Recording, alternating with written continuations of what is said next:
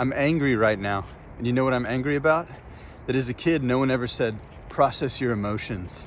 And I realize that people that don't process their emotions don't know how to help other people process their emotions, but I'm still fucking angry.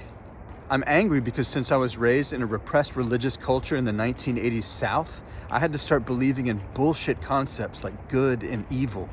That being good meant having to behave and not have any emotions and pretend like you're kind and loving. And that evil or bad was when you stopped pretending, didn't agree with the church authority, or had any kind of sexual feelings. I'm fucking pissed. Wouldn't you be? Are you?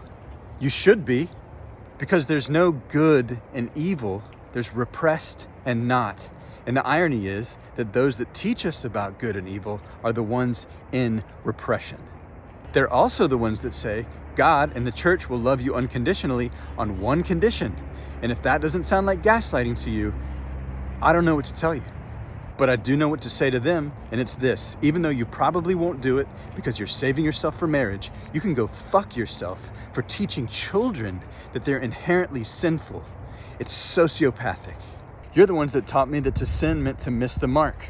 So as an adult, I'm realizing that by your definition, for anyone to believe that they're inherently sinful is the fucking sin. To believe anything onto ourselves is to miss the fucking point about who we are. That's part of what my processing looks like as an anger repressor. Making the buried emotions, in my case anger, conscious is part of how we get free. The other part I've already done a lot of, which is to make the repression in the body conscious, which is why I'm able to do that, and especially to show you guys. If I were in repression, you would never see that, right? I would just, be a good boy and suffer in silence, which the church would probably approve of. Now, bear in mind, this is probably for about half the population, right? For some people, it's easy to access, to feel, and to express anger. And in your case, you'd likely be doing that same process, but with hurt and sadness and vulnerable emotions. But either way, the work is about coming out of emotional repression, right?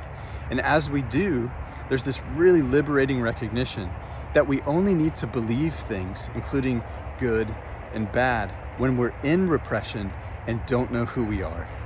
Come excavate yourself at repressiontest.com.